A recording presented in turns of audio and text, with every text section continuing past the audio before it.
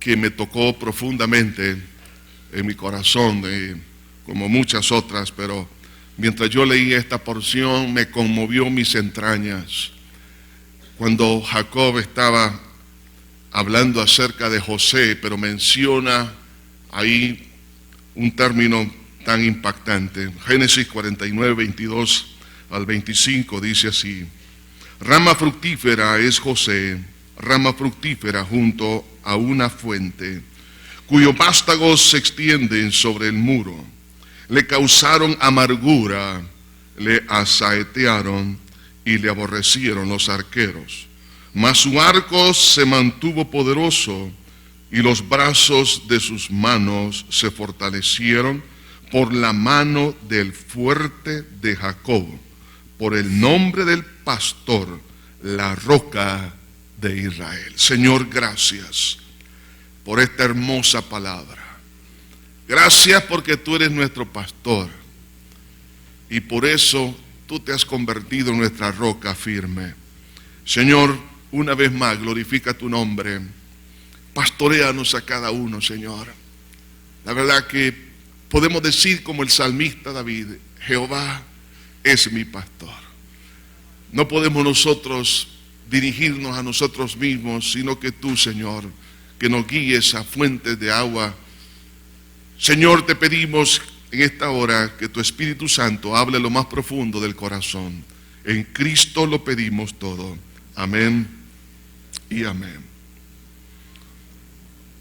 Dentro de las vocaciones ministeriales que vemos en Efesios capítulo 4, encontramos como es el de ser apóstol, es decir, misionero. Apóstol y misionero es lo mismo.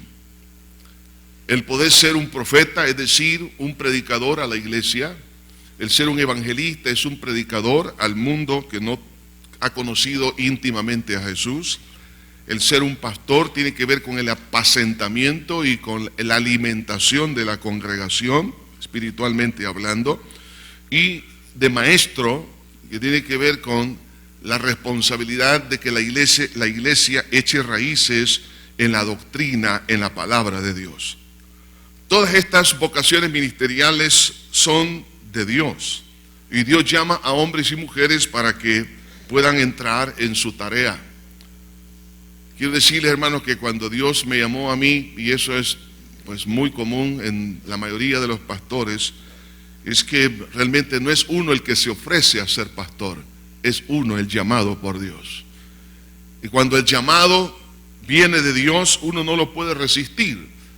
El hermano Pablo Finkenbinder dijo en una oportunidad: el hombre que es llamado, resista el llamado, y si lo puede resistir es porque no es llamado. Una persona cuando Dios la llama no puede resistir porque es un fuego, como decía Jeremías, un fuego en el interior que lo hace caminar donde nunca pensó caminar. Lo importante de todo esto es que cualquiera de las vocaciones ministeriales que Dios use para manifestarse, el resultado, la victoria, la bendición viene, como lo dice Jacob, por el pastor, la roca de Israel. El apóstol Pablo dijo: uno es el que siembra, otro es el que riega, pero el crecimiento lo da Dios. Dios usa a hombres y mujeres en las distintas vocaciones ministeriales, y entre estas está la del pastorado. Pero no son los pastores los que hacen la obra, sino el pastor de Israel, el pastor de pastores, el príncipe de los pastores, nuestro Señor Jesucristo.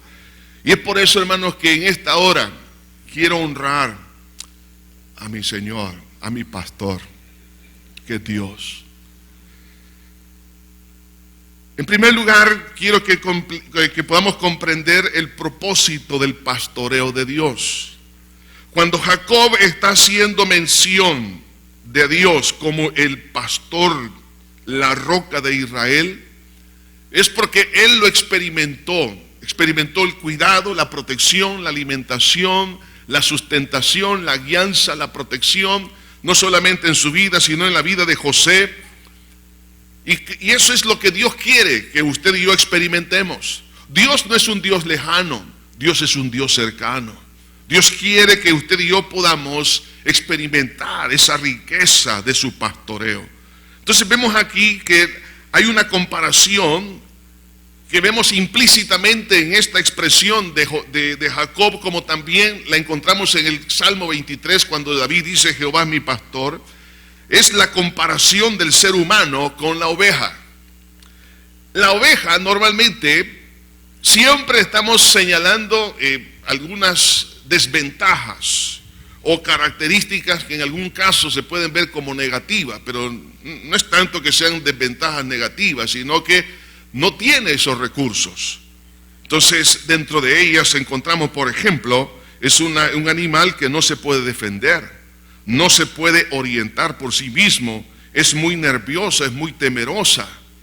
Sin embargo, dentro de las características positivas, es decir, dentro de algunas de las cosas interesantes que la oveja tiene, encontramos, por ejemplo, que la oveja es mansa, es dócil o manejable y sigue al pastor. De tal manera que la oveja es mansa, que bajo la indicación del pastor puede ocupar hasta un perro para que le ayude a poder conducir a las ovejas. Y ellas se dejan conducir. Además, se dejan llevar, manejar como ovejas sin poner resistencia. Entonces es una virtud que vemos en la oveja. Entonces cuando Dios nos compara a las ovejas, claro, es que para que nosotros entendamos que usted y yo no nos podemos defender de muchas cosas, como por ejemplo del pecado, la naturaleza pecaminosa, del peligro de la condenación eterna, de Satanás, del sistema perverso del mundo. Entonces, por eso Dios, hermanos, quiere que entendamos que Él quiere estar a nuestro lado para ayudarnos a podernos defender. No nos podemos orientar espiritualmente hablando. Por eso que hay tantas religiones. ¿Por qué? Porque las religiones no es otra cosa que directrices que Satanás ha tirado para que el hombre se confunda. Entonces Jesús por eso dijo: yo soy el camino. ¿Para qué? Para que encontremos la orientación correcta. La orientación en un ser humano, la única verdadera orientación, la puede recibir alguien de nuestro Señor Jesús. De ahí nadie. También la oveja es muy temerosa, muy nerviosa. Igual nosotros somos muy ansiosos. De ahí que entonces los famosos problemas de estrés en el ser humano. Y esto radica también en problemas emocionales y también en problemas físicos. Pero Dios quiere estar a nuestro lado para que no entremos en ese temor. Pero algo que Dios también quiere que usted y yo veamos, que el corazón del hombre, cuando se dispone en las manos de Dios, es como una masa, es como un poco de barro moldeable para que pueda ser manejable por las manos de nuestro pastor de pastores. Entonces, cuando Dios encuentra esta característica en un hombre, una mujer, Dios hará una obra maestra. Vemos en estas características de la oveja también en las áreas positivas, es que se juntan en rebaños o son gregarios y se arremolinan cuando se encuentran en peligro. Entonces vemos acá que la oveja es un animal que nos enseña a usted y a mí a trabajar en equipo. Qué triste es que en muchas empresas, en muchos negocios, en la misma sociedad no podemos trabajar en equipo. ¿Por qué? Porque hay envidias, porque existen ciertos intereses de por medio, no podemos trabajar en equipo, y si se trabaja es porque nos conviene trabajar, porque de otra manera quizás algunos perderían su empleo. Pero la oveja trabaja en equipo, y especialmente cuando se encuentra en peligro, se protege entre ellas mismas. Además, la oveja es pacífica, es dulce y útil para otros. Se da cuenta que la oveja es tan útil por la leche, su carne, el cuero y también la lana. O sea, la cabra no es tan útil como la oveja. La cabra, fíjese bien, viendo la contraparte, incluso, por ejemplo, la cabra se puede defender, es terca, no estoy diciendo a nadie cabra, es agresiva, que defiende su territorio y a veces es un poco traicionera. Pero en el caso de la oveja no es así. La cabra en algunos, fíjense bien, en los mataderos la ocupan la cabra para poder conducir al rebaño de ovejas al lugar del matadero. A esta cabra se le conoce como la cabra de Judas. ¿Por qué? Oiga bien, porque hay una inteligencia en la oveja. Ella percibe el peligro. Entonces, Cuando percibe el peligro, ellas no caminan. Entonces, ocupan a una cabra, y como la cabra no percibe el peligro, oiga, la cabra no percibe el peligro, la oveja sí. Entonces, la cabra va delante del rebaño y la dejan que camine adelante de las ovejas y pasa por el matadero. Y cuando ven las ovejas que la cabra pasó sin peligro, entonces las ovejas dicen, entonces caminemos detrás de ella. Y las conduce al matadero. Por eso que se le conoce como la cabra de Judas. Yo sé que no hay ninguno así también hoy aquí en esta nación, en las naciones de la tierra. Pero hermanos, la cabra es la contraparte, digamos, de lo que es ser una verdadera oveja. La oveja es dulce, es útil, es pacífica. La oveja es inteligente y también es sensible. Según los estudios publicados en la revista Nature por el profesor de la Universidad de Grisman en Londres, su nombre es Kate Kendricks, él hizo una investigación y dijo lo siguiente acerca de las ovejas. Las ovejas pueden distinguirse entre las diferentes expresiones de otros animales, pudiendo detectar los cambios en los rostros. Interesante, ¿eh? Las ovejas ponen mucha atención y ellas graban las expresiones faciales. Si una expresión en un momento dado puede ser un indicio de amenaza o de amabilidad. Pueden reconocer también y distinguir entre al menos 50 individuos diferentes y recordar acontecimientos e imágenes durante un periodo de hasta 2 años. Interesante. Ellos pueden distinguir entre un hombre y otro, no se equivocan.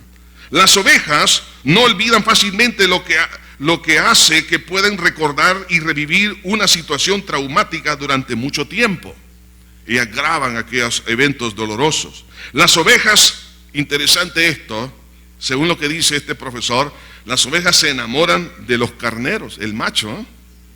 Tienen amigos y se sienten tristes cuando los miembros de la manada mueren o son sacrificados. Las ovejas, cuando expresan estrés, muestran señales de depresión, al igual que nosotros. Y otra característica es que las ovejas experimentan miedo cuando se les acerca un extraño o cuando son separadas de sus familias o grupos sociales con quienes establecen fuertes lazos emocionales.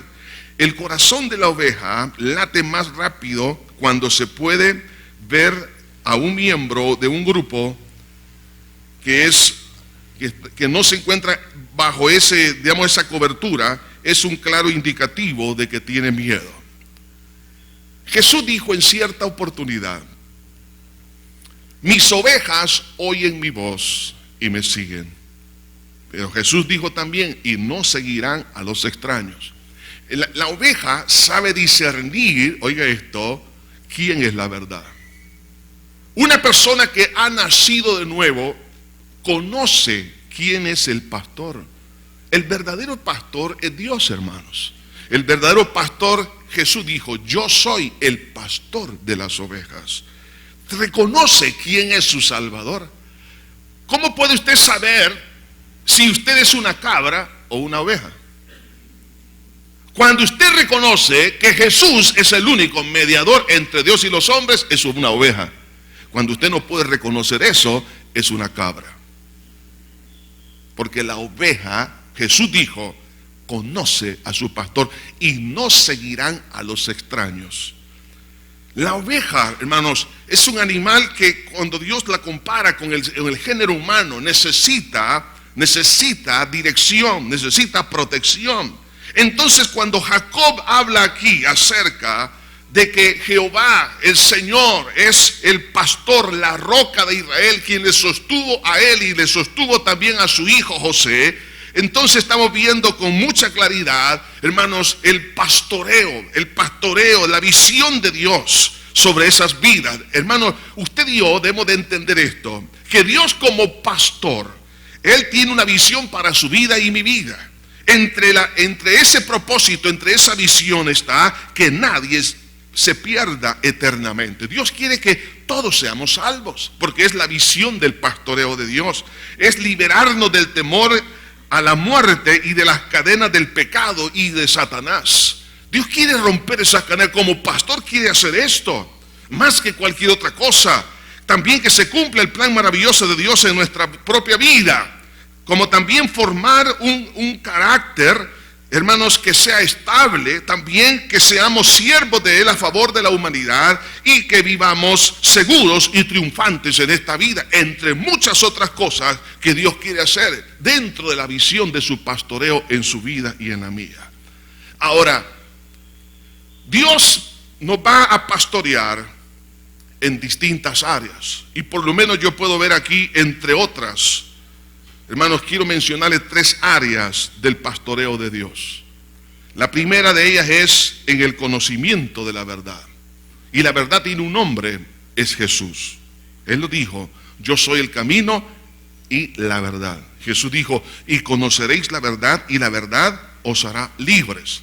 Entonces, una oveja necesita conocer a profundidad la verdad. Desde el momento en que usted y yo venimos a los pies de Cristo y nos convertimos en ovejas, comienza un proceso de desarrollo y de conocimiento en Dios. De tal manera, en la vida de una oveja llamada Pablo de Tarso, Saulo de Tarso, conoció al pastor de pastores, camino a Damasco, y a lo largo de toda su vida espiritual comienza a conocerle. Pero aún siendo ya un anciano y escribiendo a la iglesia en Filipo, le dice: a fin de conocerle. O sea que después de tantos años, él seguía conociendo más y más a Dios. Hermanos, Dios quiere que usted y yo aprendamos a conocerle, que sea una aventura. No estoy hablando solamente de un conocimiento cognoscitivo, intelectual. Hermanos, no solamente teórico o teológico o doctrinal, que eso es fundamental, pero que exista ese conocimiento práctico, que la teología, que la doctrina se convierta en una experiencia en nosotros. Entonces, dentro del pastoreo de Dios, la oveja necesita conocer a su pastor, que es Cristo el Señor. Entonces, la cosa es que algunos no se han dado cuenta que para poder conocer a Dios, Dios lo va a hacer a través del terreno de las pruebas.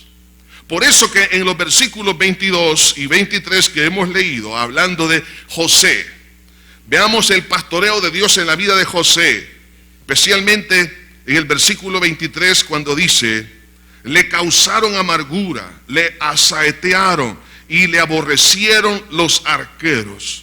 O sea que en este territorio es cuando José empezó a conocer más íntimamente al Señor. Recordemos aquel momento cuando Jesús le dijo a los discípulos: pasemos a la otra orilla, y en medio del mar se levanta una tempestad. Jesús calma la tempestad, y cuando él dijo: calla y enmudece, los discípulos que aparentemente le conocían dijeron: ¿quién es este que aún el viento y la mar le obedecen? Parecía que le conocían, pero no le conocían como debe de conocerse. Usted y yo hoy en día también, hermanos, creemos conocer a Dios, pero estamos en el proceso de ese conocimiento. Comenzamos a conocerle en el momento de la salvación, pero es necesario que ese conocimiento de la gloria, de la presencia, de la esencia de Dios, lo podamos vivir, lo podamos experimentar, para que la fe eche raíces. Y el terreno de las pruebas es donde vamos a conocer a Dios. Y por lo menos quiero mencionarle 3 áreas en el terreno de las pruebas. Es en el área emocional, en el área legal y en el área social. Por eso que el versículo 23 dice: le causaron amargura. Habrá momentos en la vida que vamos a tener que pasar por momentos de heridas, donde personas nos han ofendido, donde han, hermanos, asaeteado el alma, el espíritu, de tal manera que las emociones han sido, hermanos, profundamente dañadas. Pero en ese caso, fíjense bien, vamos a conocer a aquel que puede estabilizar nuestras emociones. Por eso David dijo, siendo él una oveja de Dios, dijo: aunque mi padre y mi madre me dejaren, con todo Jehová me recogerá. Se cree, porque no tenemos evidencias muy claras en la Biblia, que David no era el hijo preferido en la casa, por las razones que cuando llega Samuel y se presenta para decirle dónde están sus hijos, porque va a ungir al próximo rey de Israel, al menor no lo invitaron. ¿Por qué no lo querían invitar? Esa es una razón. Fíjense bien, es muy interesante eso. Pero también David en uno de sus salmos dice: en pecado me concibió mi madre. ¿Qué significa eso? Entre líneas, probablemente, porque aquí no podemos afirmar algo, sino probablemente él nació de una relación fuera de matrimonio, para decir: en pecado me concibió mi madre. No lo sabemos. El punto es que emocionalmente él también fue herido, como el caso de José. Pero quiero decirle una cosa, que si usted ha sido profundamente herido por alguna situación, por algunas personas, déjeme decirle que el pastor de pastores está a su lado para ayudarle. Y en el momento de las lágrimas, en el momento del sufrimiento, cuando usted siente que ya no soporta más el dolor, no aguanta más esa carga, entonces es ahí donde vemos, hermano, el conocimiento de Dios, cuán valioso es y qué grande es poder experimentar el consuelo de nuestro Señor. Es ahí cuando podemos experimentar al Consolador Divino. Es ahí donde podemos experimentar la paz que solamente Dios puede dar. Es ahí donde se puede experimentar el cariño, el respeto, el amor que solamente puede venir por parte de Dios. O sea, como dijo alguien, en las noches más oscuras se miran mejor las estrellas. Si usted está pasando por momentos muy tristes, emocionalmente hablando, quiero decirle que eso es una oportunidad para que conozca el amor de su vida, que es Jesús de Nazaret. Pero también en el campo legal, dice, le asaetearon.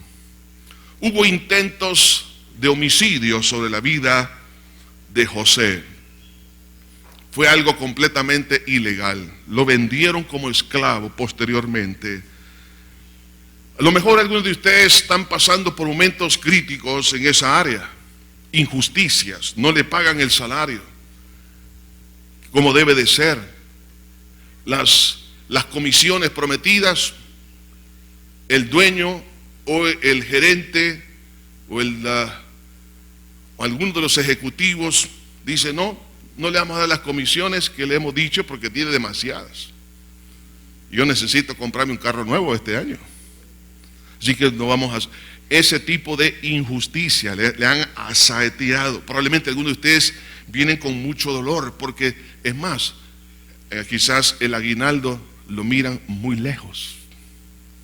A lo mejor ven amenazas que le van a quitar su trabajo. Hay tantas cosas, hermano, aún en el campo judicial, donde personas se han prestado para levantar falsos testimonios. En algunos casos hasta han comprado jueces. Han torcido, hermanos, la justicia. Y usted, hermano, gente que está en algunas prisiones y no están ahí, hermanos, y son inocentes y han sufrido, y hay casos que se han contado en distintas partes de la tierra. Entonces, todo ese tipo de cosas que muchos pasan, quiero decirle que ahí donde usted se encuentre, hermano, ahí tiene al pastor de pastores, y el Señor lo va a sacar como sacó a José, que por una calumnia cayó en la cárcel. Vemos en el área social, dice, le aborrecieron los arqueros, o sea que ya no querían que este hombre llamado José tuviera contacto con todos sus hermanos. Probablemente usted se ha sentido marginado, rechazado, que nadie quiere trabajar con usted, se siente que es una persona indeseable. Es más, cuando alguien se convierte así, en algunos casos le cierran las oportunidades en la banca. Le cierran las oportunidades, hermanos, en el gobierno. Le cierran oportunidades en todo. O sea, lo aborrecieron los arqueros. Pero quiero decirle una cosa: si usted se ha sentido rechazado aún por su misma esposa, su esposo, por sus hijos, por sus padres, le han sacado de su corazón, quiero decirle que el pastor de pastores está a su lado para poderlo defender.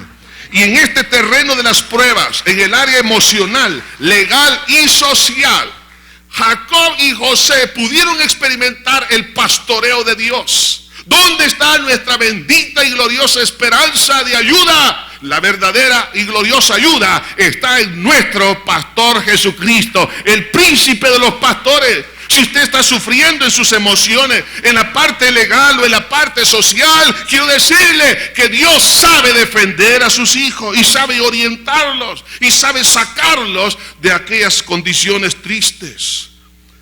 Ahí es donde José y Jacob experimentó los atributos de Dios. ¿Dónde va a conocer usted a Dios? Es importante que vengamos a los cultos para escuchar la palabra, a la escuela dominical, al instituto bíblico, a las clases de liderazgo, del CCDL. Bueno, todo lo que es la enseñanza es importante en los grupos familiares. Pero quiero decirle que ese conocimiento es necesario que se ponga en práctica. ¿Cómo va a conocer usted, por ejemplo, al Dios de amor, al Dios que sana a los enfermos, si nunca ha estado enfermo? Cuando usted pasa por un problema de salud, ahí va a conocer a Jehová el sanador. Cuando usted pasa por el momento de una estrechez financiera, usted no tiene de dónde echar mano para comer, ahí va a conocer a Jehová Jireh. Jehová es nuestro proveedor. Vamos a empezar a conocer su poder, su soberanía, su providencia, su omnisciencia, su justicia, su eternidad, su omnipotencia. Vamos a empezar a conocer en forma práctica al Dios, hermano, que hizo los cielos y la tierra, que cuando el enemigo ha puesto un vallado en nuestra vida, Él levanta bandera y vemos al Todopoderoso, hermano, reprendiendo demonios. ¿Cuánta gente, hermano, oprimida por los demonios ha sido liberada? ¿Quién puede hacer eso? La psicología no lo puede hacer, hermano, la psiquiatría no lo puede hacer, los buenos consejos, las cárceles, la represión no lo puede hacer, pero sí Cristo lo puede hacer, porque si el Hijo os libertare, dijo Jesús, entonces seréis verdaderamente libres. Cuando usted está viviendo, hermano, una situación caótica, difícil, no tema, porque en ese campo, en ese terreno, ahí conoció Jacob y José al pastor, la roca de Israel, que es su pastor y mi roca también, para que podamos seguir adelante. Los resultados en la vida de José, de ese pastoreo, se dieron en muchas áreas, pero por lo menos quiero resumirla en dos cosas que menciona el versículo 22. Versículo 22, que dice: rama fructífera es José, rama fructífera junto a una fuente cuyos vástagos se extienden sobre el muro. Dos cosas vemos acá. José se convirtió en una persona fructífera, en una persona productiva, tanto de todos los recursos que Dios le había dado espiritualmente hablando, como en todas las áreas de su vida. En el campo del trabajo, en el campo político, en el campo de la influencia, de liderazgo. ¿Qué líder más excelente que vemos en la vida de José? Por eso que en medio de las pruebas, al conocer a Dios experimentalmente, eso es parte del pastoreo. No solamente es conocimiento, sino práctica. Entonces, ¿cómo va a saber usted al Dios de toda consolación si nunca ha estado triste? Si nunca ha derramado una lágrima, ¿cómo puede saber que Dios le puede consolar? ¿Cómo puede entonces experimentar el amor de Dios si nunca le han rechazado? ¿Cómo puede experimentar al Dios de perdón si usted nunca ha sido herido por otra persona? De ahí que entonces, en ese terreno, Dios nos hace fructíferos. Por eso que en el Salmo 119, versículo 32, dice la Escritura: por el camino de tus mandamientos correré, cuando ensanches mi corazón. Fíjense bien, cuando Dios produce un ensanchamiento interno, es decir, una madurez interna, una madurez espiritual, entonces el camino de sus mandamientos serán fáciles, por ellos vamos a correr. Es decir, la obediencia se va a dar como resultado de la madurez espiritual que Dios ha producido en el terreno de la crisis emocional, de la crisis legal y de la crisis social. Entonces la persona se convierte fructífera, y no solo eso, sino que también hay una expansión. En el Salmo capítulo 4, versículo 1, la Escritura nos recuerda también, hermanos, esto, y cuando dice: cuando estaba en angustia, tú me hiciste ensanchar. En el momento de la angustia, Dios nos ayuda a extendernos. En las crisis es donde aprendemos a innovar, es donde aprendemos a buscar sabiduría de Dios, es donde aprendemos a buscar el rostro de Dios, es donde, hermanos, Dios nos guía y nos comienza a revelar lo que tenemos que hacer, y hay una expansión. Y por eso que vemos aquí en este versículo 22, dice: cuyos vástagos se extienden sobre el muro. O sea que José se iba extendiendo, pero no solamente internamente, sino externamente. Y eso es lo que Dios desea, que todos nosotros podamos ser fructíferos espiritualmente, pero también que podamos progresar en todas las áreas de la vida. Pero para eso se requiere el pastoreo de Dios en conocerle a Él íntimamente. Así que Dios no nos va a dejar sin conocimiento de su persona. En tercer lugar, la tercera área del pastoreo de Dios, entre muchas otras, es la redención del alma. Dios está interesado en sacarnos de cualquier esclavitud, del pecado y de Satanás. Para Dios lo más valioso no son las cosas materiales que Él mismo ha creado, es la persona, el humano. Por eso el Señor Jesucristo, en el capítulo 8, en el libro de Juan, capítulo 8, versículo 34, hablando de la esclavitud del pecado, así como José, que en un momento dado estuvo en la cárcel y Dios lo sacó, así hay muchos hombres, mujeres que están en la cárcel espiritualmente hablando. Jesús dice: de cierto os digo, que todo aquel que hace pecado, esclavo es del pecado. Y el esclavo no queda en la casa para siempre, el Hijo sí queda para siempre.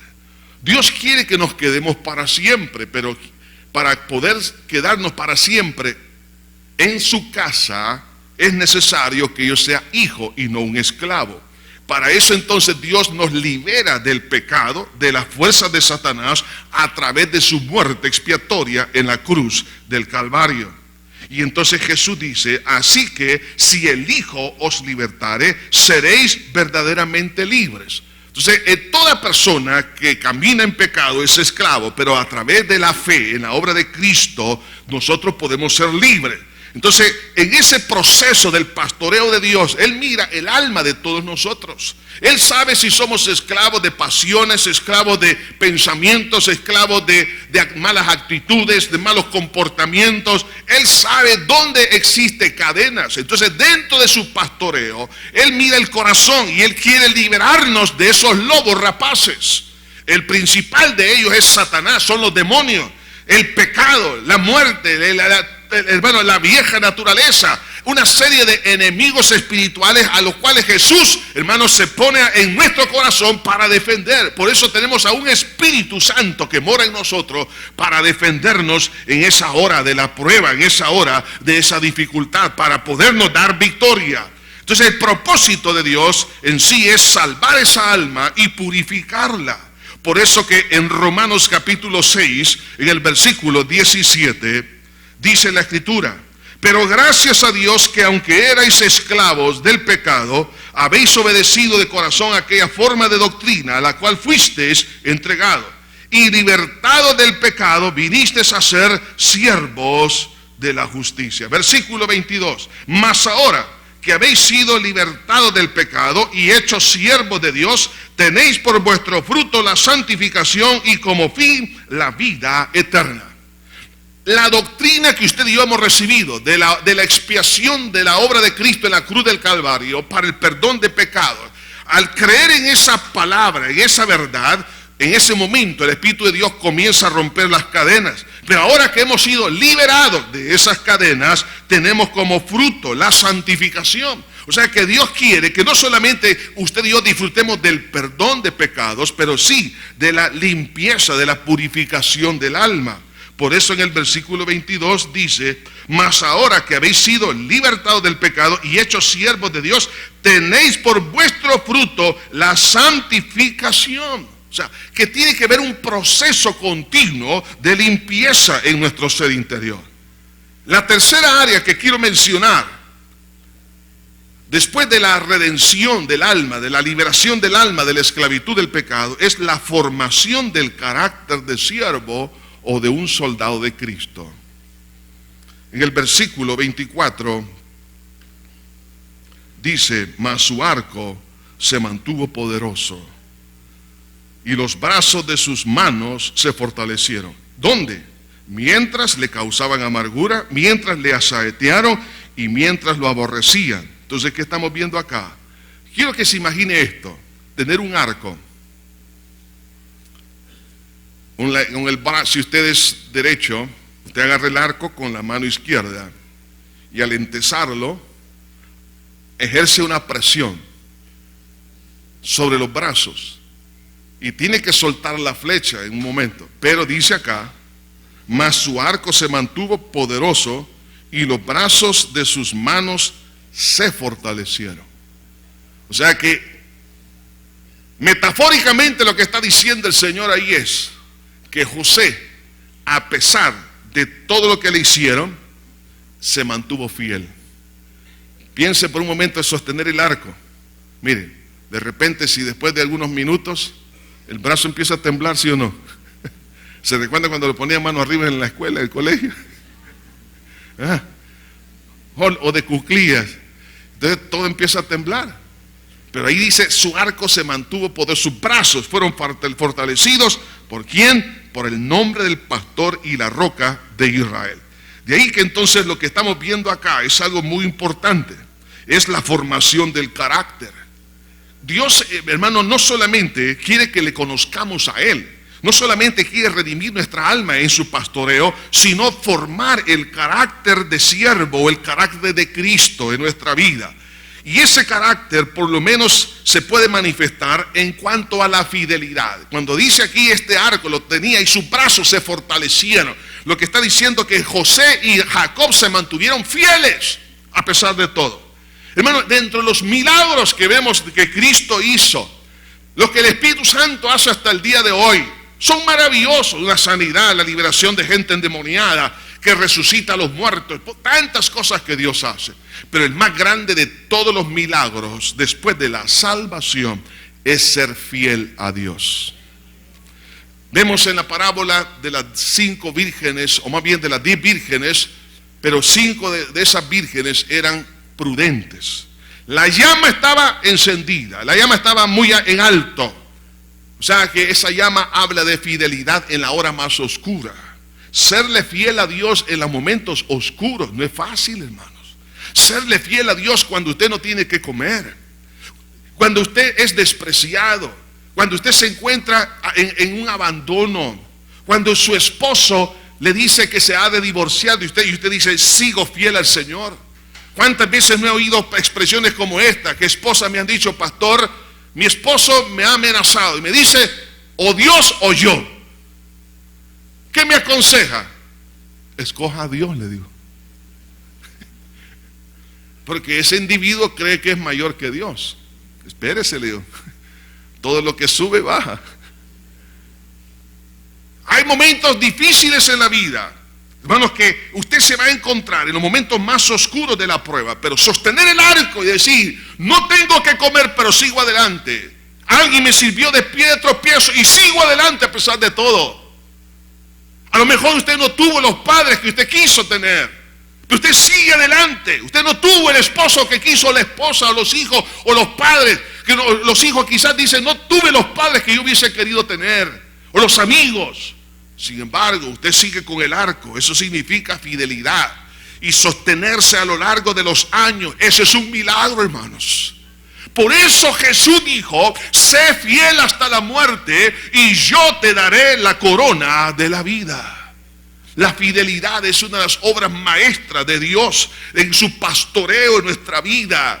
Porque son pocos los hombres y las mujeres fieles. Muchos son los que corren cuando les faltan los panes y los peces. Entonces se apartan del camino de Dios. Cuando les hacen una mala mirada, cuando perdieron su empleo, cuando tuvieron alguna discusión, hermano, abandonan los caminos de Dios. Hermano, serle fiel a Dios es algo milagroso, maravilloso.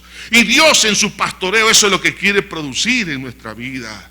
Pero no solamente en la hora oscura que pasó en la vida de José, pero también en la hora de la prosperidad, porque esa es otra hora de prueba. Salomón dijo: Señor, no te pido que me dé riquezas para que yo no me aparte de ti, pero tampoco, Señor, no me hagas vivir, Señor, los momentos difíciles, hablando que no va a tener nada que comer, para que yo no blasfeme. Dame sabiduría. Hay personas que cuando llegan a la etapa de la prosperidad se olvidan de Dios. Miren, hay personas que han conocido a Cristo, Dios restauró sus matrimonios, su hogar, su empresa salió adelante, fueron buenos profesionales, pero ahora cuando ya no hay problema, cuando hay ningún problema, se alejan de la iglesia, ya no vienen a las iglesias, andan en el mundial, no de fútbol, pero en el mundo pecaminoso. De ahí que en la prosperidad, quiero decirle, hay que serle fiel a Dios. Hay que serle fiel. Oiga esto: si le suben a usted el salario, séale fiel exactamente con los diezmos a Dios. No de los diezmos que daba en el año 75. Quiere seguir diezmando de esa manera. A su esposa, si Dios lo prospera, bendígale en darle ropa, darle esto, lo demás. Pero algunas las tienen con los mismos trapos de hace 20 años atrás. A los hijos también. Salgan del país de vez en cuando a pasear. Por lo menos al Golfo de Fonseca, a ver la isla del Conejo, hermano. A ir a la playa allá, pues menos. Entonces ¿qué, hermano? Es importante que en la hora de la prosperidad, que podamos ser fieles también. Hay algunos que cuando todo les va bien, entonces abandonan su fidelidad a Dios. Entonces, hermano, mantenerse fiel a Dios no es fácil. Pero mire, ya sea en la hora oscura o en la hora de la prosperidad, que Dios nos encuentre con el arco en las manos, y que aunque nos tiemble, decimos: Señor, te seguiré hasta que tú vengas por mí, Señor. No te abandonaré, no te dejaré, Señor, tú eres mi fuerza. Y esa fidelidad también hacia el prójimo, por ejemplo, para poderlo proteger. En el libro de los Proverbios, capítulo 11, encontramos una exhortación aquí en la Escritura para que podamos nosotros ayudar también, ser fiel a la persona. En el capítulo 11, versículo 13 dice: el que anda en chismes descubre el secreto, mas el de espíritu fiel lo guarda todo. Oiga esto: si usted es, perdóneme, lo voy a decir así, pero lo hago con claridad. Si usted es si somos desbocados, si no guardamos las cosas, usted no es fiel. La persona fiel, fíjense bien, la persona fiel guarda todo. No trata de dañar, mas el chismoso es infiel. Si usted es una chismosa, un chismoso, yo sé que no han venido este día, ni los que me están escuchando por los medios de comunicación. ¿Sabe qué? La persona, ¿cómo puede usted conocer a una persona fiel? Que guarda aquello hasta la tumba. Es decir, que la persona que se ha arrepentido, y que Dios le ha limpiado con su sangre, ¿para qué va a publicar cosas que ya han sido perdonadas por Dios? Entonces la persona es fiel en guardarlo todo. No solamente eso, sino en su bienestar. En el capítulo 13 de Proverbios, versículo 17, dice la Escritura: el mal mensajero acarrea desgracia, mas el mensajero fiel acarrea salud. ¿Sí? El mensajero fiel acarrea salud. Entonces vemos cómo el bienestar hacia a las otras personas, cómo la fidelidad es tan importante, no solamente para nosotros, sino para nuestro prójimo. Cómo se necesita ahora hombres y mujeres fieles, que en lugar de agarrar piedras para dañar, para ofender, para destruir a otros, podamos, hermanos, así como Cristo empezó a limpiar las heridas de una mujer. Vemos los niños heridos, hombres y mujeres heridos por todo el camino de la vida, pero se necesita de hombres que sean fieles. Pero para entrenar a gente fiel se entrenan en terrenos escabrosos. Esa gente, hermanos, surge cuando han estado en campos difíciles, en el área emocional, en el área de la justicia y en el área social, donde han sido triturados, pero ahí se han mantenido firmes. Y cuando ellos surgen de ese valle de sombra, de desesperación, son fructíferos y se extienden su misericordia y su bondad y su fidelidad, y hacen de las cosas que Dios les ha entregado, los convierte en hombres y mujeres útiles para los demás. Entonces se convierten en personas maduras, personas idóneas. Hoy se necesita gente madura, gente idónea para poder hacer las cosas que Dios quiere. Hermano, por eso Pablo decía a Timoteo: escoge a hombres fieles e idóneos para hacer la obra. Pero hoy en día muchos buscan sus propios intereses, buscan su propio bienestar, no el bienestar o la honra a Dios ni el bienestar de los demás, sino sus propias necesidades. De ahí que, por eso, en el pastoreo de Dios, Dios va a procurar que le conozcamos, que nuestra alma sea liberada, y también en la formación de nuestro carácter. Por eso en este día podemos darle gracias a Dios por su maravilloso pastoreo y decirle: Señor, así como dijo Jacob, Señor, por las manos del fuerte de Jacob, por el nombre del pastor, la roca de Israel. Usted y yo nos hemos sostenido con el arco y la flecha porque Jesús ha estado a nuestro lado. Usted y yo no somos producto de nosotros mismos, ni de nuestra fuerza de voluntad, ni tampoco de nuestra inteligencia. Somos producto de las misericordias de Dios, porque hasta aquí nos ha ayudado la roca de Israel, nuestro maravilloso pastor. Pero hay personas que no tienen a ese pastor. Estimado amigo que nos escucha en esta hora, que ha venido a este lugar, lo mejor que a usted le puede pasar es dejar que Cristo sea su pastor. ¿Cómo? Pídale perdón a Dios por sus pecados, por haberlo ofendido a Él, y por la fe en su sangre reciba ese perdón. Si usted es esa persona, aún los que nos escuchan, quiero decirle que Dios tiene algo importante para su vida. Jesús quiere ser su buen pastor.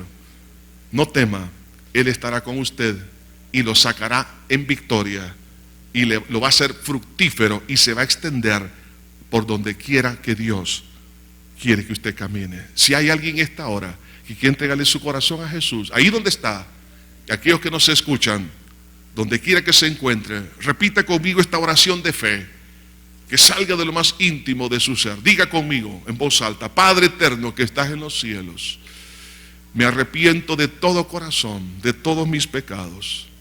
Te pido que me perdones, Señor, por haberte ofendido. Reconozco, Señor, que he sido desobediente, he hecho lo malo delante de tus ojos, pero también, Señor, me duele el haber herido tu corazón. Perdóname, Jesús. Creo que moriste por mí y en tu cuerpo cargaste con todos mis pecados, y por la fe en tu sangre recibo el perdón. Creo que resucitaste para declararme inocente delante de tus ojos. Ante tal invitación, yo abro mi corazón y te recibo como mi único Salvador y Señor de mi vida. Gracias te doy por salvar mi alma en esta hora. Gracias, Jesús. Padre, bendecimos en tu nombre a estas almas, estas vidas, porque tu pastoreo es lo que ellos necesitan. Señor, te pido que les ministres tu paz, tu libertad. Gracias por lo que ya estás haciendo en sus almas, Señor. Bendícelos ahora y siempre. En el bello nombre de Jesús. Amén y amén. Quisiera preguntar si hay alguien que por primera vez hizo esta oración. Ahí donde está, levante su mano porque queremos regalarle un Nuevo Testamento y unos CD para que se los lleve a su casa. ¿Habrá alguien que hizo por primera vez esta oración? Indíquenos con su mano en alto. Y ahí donde están, sí, aquí hay algunas personas, y luego pues a los sugieres, pídales por favor a los sugieres esa literatura. Que Dios me los bendiga, mis hermanos. No se les olvide las actividades. Tenemos el calendario de misiones para que usted ore por nuestros misioneros. Ore por nuestros misioneros. Están a la venta los calendarios. Están a $1 en las distintas salidas. Lléveselos para que usted interceda por ellos.